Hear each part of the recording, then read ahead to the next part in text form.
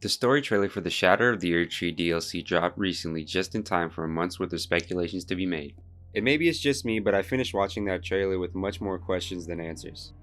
Which is a welcome outcome because I want to be able to discover everything through the gameplay, and I think that's the point of it all. Nevertheless, much like fellow director Quentin Tarantino, Miyazaki threw some female lead feet into the trailer just to appease you sick f***s. Judgment and foot fetishes aside, let's get to some of the speculations I have from some of the key moments in this new trailer. In particular, speculation on the beginning mentioned at the start of the trailer and the unsung war or purge of the land of shadow by Messemer's flame. The gameplay trailer before this new trailer came out helped to set the stage of the present day state of the land of shadow, which is the one your character will be entering now. The new story trailer that just came out sets the stage for all of the lore and secrets of what seems to be a dark history in the land of shadow. No pun intended. The story trailer overall makes me think that the Shadow of the Erdtree is just one overly obvious metaphor with multiple meanings due to the multiple definitions of shadows given by the base game. One of the meanings of the Shadow of the Erdtree to me is going to be the past transgressions of Marika in the land of shadow. We know now that these transgressions were known as the unsung war or purge, where neither side looks to be good guys after both of these trailers. One of the other definitions of the Shadow of the Erdtree to me is a more obvious one, mentioned by finger reader Enya. She refers to the Rune of Death as the forbidden shadow plucked from the Golden Order upon its creation. That's why I believe the beginning to this trailer is the most important. The narrator in the trailer speaks of the beginning. The beginning consisted of a seduction and a betrayal. We can't tell for sure who was seduced and who was betrayed. However, I do think it's fair to say that it was Marika doing the seducing and betraying. The gold bracelets are identical to the ones she wears in the beginning cutscene of the game. She is also wearing a dress of black and gold. And this is actually what I want to get into first. The black and gold army that Messemer is marching with during the story trailer. Moving on to Messemer's role in the trailer, we learned that he was part of a purge of the land of shadow. This purge would become known as an unsung war following the seduction and betrayal, from which gold arose and a shadow was born. And of course, it's really hard to tell how far after this affair took place that the war and purge that Messemer waged in the land of shadow happened. I could be wrong here, but I think I noticed that the half-circle building that looks like it's collecting sap from the Erdtree, or whatever the tree is called in the land of shadow, is not there in this story trailer. So the purge must have taken place long before it was built, and was built after for a specific purpose that had to do with Messemer and his purge. We know that there is an innate value to the sap that comes from the Erdtree. The Blessed Dew Talisman states, it was once thought that the blessed sap of the Erdtree would drip from its boughs forever, but that age of plenty swiftly came to a close, and with time, the Erdtree became more an object of faith. Is Messemer the reason that the age of plenty came to a close? Messemer must be collecting it for a reason. We know from the Cartoon Network cult classic show, Misadventures of Flapjack, that the heat from tree hugging makes sap come from trees. So after the purge, Messemer set up a golden Erdtree maple syrup company that monopolized and tyrannized the pancake industry of the land of shadow. The heat from his dark flames is making the Erdtree release its sap so he can create his delicious maple syrup to go on top of his buttery pancake goodness. As you can tell, I have absolutely no idea what's going on in this trailer, and all I can do is just speculate wildly. One of the scenes I'm more confident about, though, that stood out to me, was a knight overwatching the marching army of Messemer. This knight we know from the white plume on their helmet is the same kind of knight in the first trailer, who was getting their face kicked in like they were fighting Joaquin Buckley.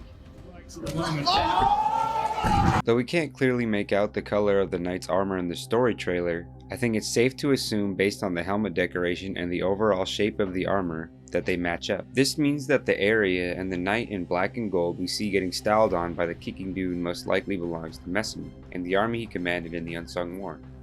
The black and gold that these knights wear I believe to be the color of Marika's faction during the prehistoric age of the Erdtree.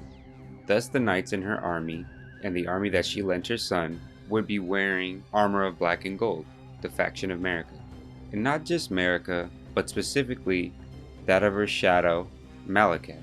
I've always assumed that Maliketh was wearing black and gold armor because he was the shadow to the god of the Golden Order, so it makes a lot of sense thematically and narratively that his armor would be black and gold. Upon further review of the paintings in the Round Table Hold, I confirmed my hunch that Marika is wearing black and gold in these paintings. I suspected this since the introductory cutscene after you create a character in the base game shows Marika in a black and gold dress. You can also see Radigan in black and gold as well. I know she's not wearing black and gold at the beginning of the new story trailer, but I still think it's the case that her army and her shadow were once led in black and gold, and that Marika even herself wore black and gold at one point to represent her faction. Based on the story trailer, I think it's safe to say that Marika had to conquer the Land of Shadow initially at one point, just as she did the rest of the lands between after the fact. We know Maliketh, Marika's Black Blade, defeated the Gloam-eyed Queen and locked away the Rune of Death before the Golden Order could fully be established as such. We know this because Finger Reader Enya says this by telling us that the Golden Order was created upon the forbidden shadow known as Destined Death being plucked from it. Death, the forbidden shadow plucked from the Golden Order upon its creation. Given the true establishment of the Golden Order being dependent on the sealing of the Rune of Death, I really think the DLC is going to give us a lot more information on the Gloam-eyed Queen and her defeat in more detail. I believe the opening scene has a lot to do with Marika's ascension from an Empyrean to a god. After the fact, or before the fact, she needed to seal away the Rune of Death in order to establish her Golden Order. Personally, I'm hoping to find out more about the Gloam-eyed Queen's parentage in particular. I think there's a chance she was an Empyrean sister to Marika. The Gloam-eyed Queen might be the last demigod who held out after Marika seduced and betrayed their family. Maliketh probably earned his name in his campaign for Marika against the other demigods. Marika could have also gotten rid of the Gloam-eyed Queen before taking aim at the gods she would replace as an Empyrean. Competition between Empyreans to take over as a god is what was probably happening during the primordial crucible, the age before the Erdtree. A crucible by definition refers to a severe test or place or situation in which concentrated forces interact to cause or influence change or development. The latter of which would be fitting for an age where gods and demigods were at the mercy of Destined Death unbound and had to fight to become a god. There's also a chance that the Gloam-eyed Queen is Marika's daughter still, and sibling or twin to Messemer.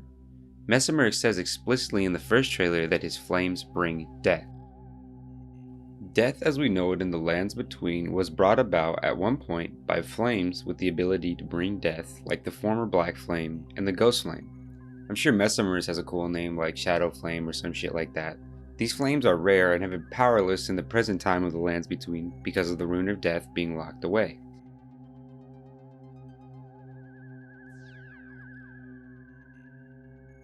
It wouldn't surprise me if Marika had two twins with herself and Radigan that haven't been mentioned yet, one of them being Messemer and possibly the Gloam-eyed Queen. I think that would explain why Messemer has red hair, just like Radigan.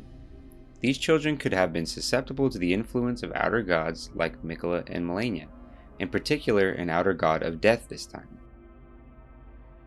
This would explain why both the Gloam-eyed Queen, who is an Empyrean as we know it, and Messemer, who is also a son of Marika as we assume, both of their flames have the ability to bring about death. One child could have wanted to use their flame to bring about the death of the gods and demigods, which would include Marika, and the other wished to serve their mother and burn those who are stripped of the grace of gold. I have so much more to say about the Gloam-eyed Queen and Messemer possibly being twins, but I'm going to save that for a video by itself. Back to the black and gold of Maliketh's armor matching the knights who marched with Messemer in the DLC. I'm convinced that Marika's faction in the past was adorned in black and gold led by Maliketh and Messemer. Marika is from a time when the Rune of Death was unbound, since it was her who was the one who bound it in the first place. We know this for a fact because it was Marika's shadow-bound beast, Maliketh, who locked away destined death for her. I have a hunch that she is just the demigod who rose above all the other ones to claim godhood at a time when all gods and demigods were destined to die. I also think this is why in the first trailer that they mentioned the losing side of Messemer's war in the land of Shadow were no saints themselves. They were never saints. They just happened to be on the losing side of a war. Marika then buried the past in the shadow of the Erd Tree. This past was not only the war that she purged the land of the shadow with, but the fact that gods and demigods were once destined to die just like everyone else. Marika's new knights, of course, in Leyndell were adorned fully in gold, and Maliketh was the last remnant of her black and gold army that sealed away the Rune of Death and purged the land of Shadow in the Unsung War. I believe Maliketh campaigned to defeat the Godskins and Gloamite Queen at the same time or before Messemer committed his Unsung War and Purge. Since it's possible that Maliketh's army was helping Messemer, I believe the Gloamite Queen may have been Marika's sister and fellow Empyrean vying for godhood and their coming age. That is why she needed to be stopped and her rune sealed. I wouldn't be surprised if the primordial crucible consisted of demigods of many different breeds because of the crucible's blend of life and inhuman physiology. For instance, Marika was a Numen. However, Placidusax ruled the prehistoric age before the Erd Tree as Elden Lord. Wouldn't he have demigod children like Godfrey did with Marika? And wouldn't that make it possible for Placidusax to be Marika's father? I really think we're going to learn more on Marika's parentage in the DLC, whoever they may be, since to become a god you have to become an Empyrean, chosen by the Greater Will and its vassals, the Two Fingers. We know that Placidusax existed in the age before the Erd Tree, but was still an Elden Lord, a lord to the holder of the Elden Rune and the Elden Beast. That's why I think the Gloamite Queen and Marika could be sisters in a way, because the age before Marika ruled had destined death unbound, and once she defeated the Empyrean known as the Gloamite Queen, she bound death and her Golden Order could truly begin. Betraying your sister seems right up Marika's alley if you ask me. Just ask Maliketh. In the process of betraying the Empyrean known as the Gloamite Queen, who was most likely sister or daughter even to Marika, Maliketh was betrayed by being forced to lock away destined death. It says so in his remembrance. From item descriptions, we know that the prehistoric age of the Erd Tree had some system of death watched over by death birds and their mother, the Twin Bird. The Twin Bird was the envoy of an outer god, like the Two Fingers are an envoy of the Greater Will. The outer god of the Twin Birds, however, is not specified. For the record, I think the term prehistoric in Elden Ring simply means before Marika's age of the Erd Tree and Golden Order, likely because Marika destroyed and wrote over the history of the lands between, making the Golden Order the center of all history. It's logical to conclude that the Twin Bird's outer god was one of death. It's also possible that the Gloamite Queen was the one who would carry out the killing of the gods or demigods for this outer god, or even the god of that current age, since we know that there was a system of death in place thanks to the death birds.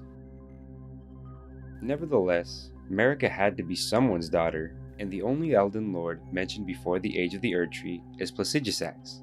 So do you guys think she was his daughter or what? The age ruled by dragons directly preceded the age of the Erd Tree. We also know his kin retaliated against the Golden Order well after it was established. Maybe their distant familial relation and ability to shapeshift into humans, as described by Lanisiax's glaive, means that they were all descendants of Placidusax and his god, who was humanoid. Placidusax's god would have to be Numen for Marika to be his daughter. I kind of think anything is possible for a god in a video game, so in general, I won't be surprised if a Numen god could create children with any being like a dragon such as Placidusax and decide the makeup of that child to a certain extent.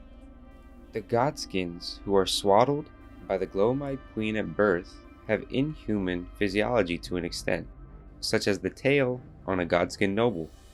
The reference to an affair from which gold arose and bore a shadow, to me came when the Rune of Death was plucked from it. That is, if we take Enya at her word exactly.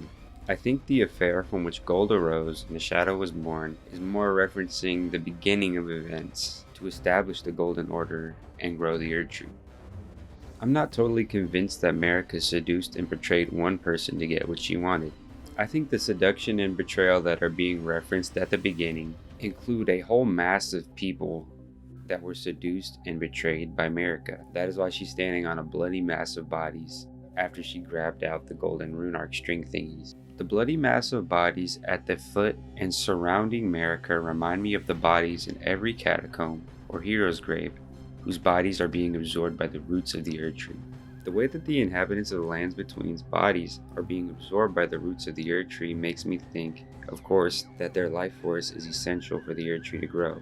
In order to create her Earth Tree, Marika must have needed a large mass sacrifice, a la Griffith from Berserk. The only two people I've talked to about the story trailers so far both see the resemblances between Griffith's mass sacrifice of the Band of Hawk and Marika's mass sacrifice of whoever is lying beneath her feet during the first scene of the trailer. There is quite a stark difference in the fact that Griffith uses an eclipse to bring about his ceremonial sacrifice. From the base game, we know that Mikola sought out the eclipse, which was the star of the soulless demigods, in order to bring back his brother, Godwin. Nevertheless, we know from this trailer and Mikola's failed attempt to water his Halig tree with his blood that it takes quite a large blood soul sacrifice in order to grow an Earth Tree. The discriminatory aspect of death in the Lands Between centers around the fact that the god Marika removed death from her golden order, allowing her and her lineage to live eternal life. Marika the Eternal, as she would come to be known, had a power over death in the Lands Between that would allow her to bring people back to life who had already died, such as Godfrey and all of the other Tarnished she brought back, such as your playable character, to come back to the Lands Between and set it straight again. From the base game, Marika is known to betray the faith of those that are closest to her. Just ask Maliketh and Godfrey. Given the way the trailer started, I hope we get to find out who exactly Marika betrayed and seduced. Not only that, but whose bodies and souls she's standing on top of. What I don't understand from the trailer is that it makes it seem like Mikola's reason for traveling to the Land of the Shadow was Messemer's Purge, that followed the betrayal and seduction and the birth of a shadow. I think this correlation in the trailer is made to throw us off from Mikola's actual goals in the Land of Shadow. From the first trailer, it is hinted at by an NPC that Mikola isn't really doing kind here.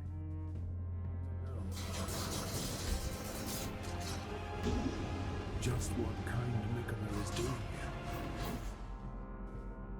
The ending of the trailer makes it seem he has a devout following that is willing to help him get to his goals. However, I think this is just to throw us off again from the gameplay trailer that takes place in the present and makes Mikola look not so hot. However, by name, Messmer the Impaler, who is known as a tyrant, and Mikola, who is known as the Kind, are being set up to oppose each other in the same way that light opposes dark.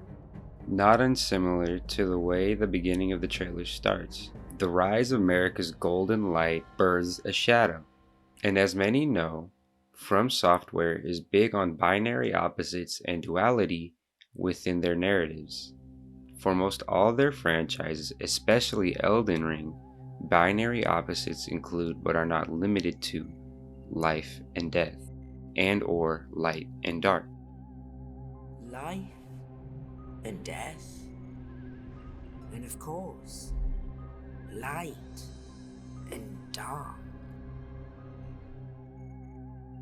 The shadow of the Earth Tree is no different. I wouldn't be surprised if Mikola is set up as the light to defeat Messemer's darkness, but we end up finding out that Mikola is just as bad as Messmer.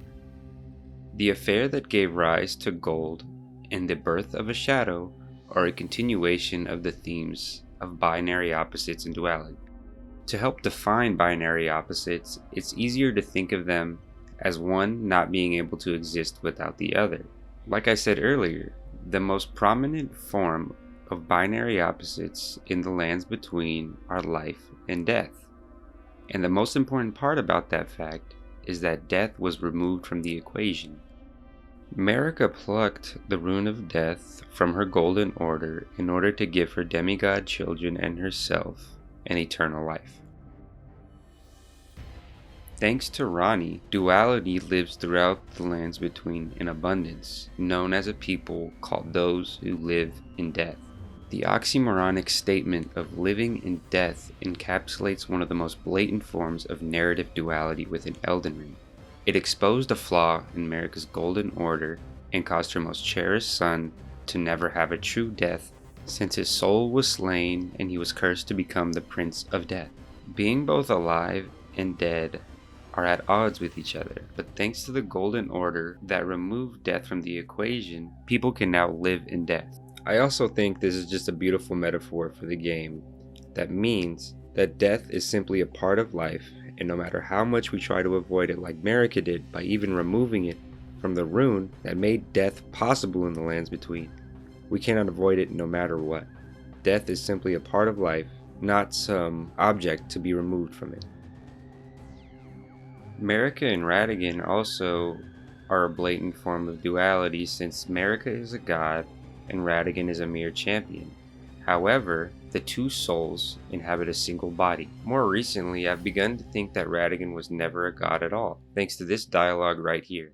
Marika's own words. O Radagon, leal hound of the Golden Order, thou art yet to become me. Thou art yet to become a god. Let us be shattered, both. Mine other self. The entire narrative of Elden Ring is based around an age created by Queen Marika of discriminatory death. Destined death would not come for her or her demigod children as long as Maliketh locked it away as its vessel. I guess this is what has me so confused in this trailer. The moment that destined death was sealed away, Marika's Golden Order was made possible. So what exactly are we seeing in this beginning scene? Unfortunately, we're not going to find out for sure until the DLC comes out, but it sure is fun to speculate. I sort of think it's her usurping her godhood, since we know from the base game that gods aren't born, they're made in a sense. They're born to be successors, but there is no guarantee that they will succeed the god of that age. I also think there's an off chance that she sacrificed the gods and demigods of the previous age to birth the Erdtree. The only reason I think this is because of the spoken echoes of Queen Marika that Melina gives you on the outskirts of Leyndell. She says that her demigod children would amount to sacrifices. In Marika's own words, hear me, demigods.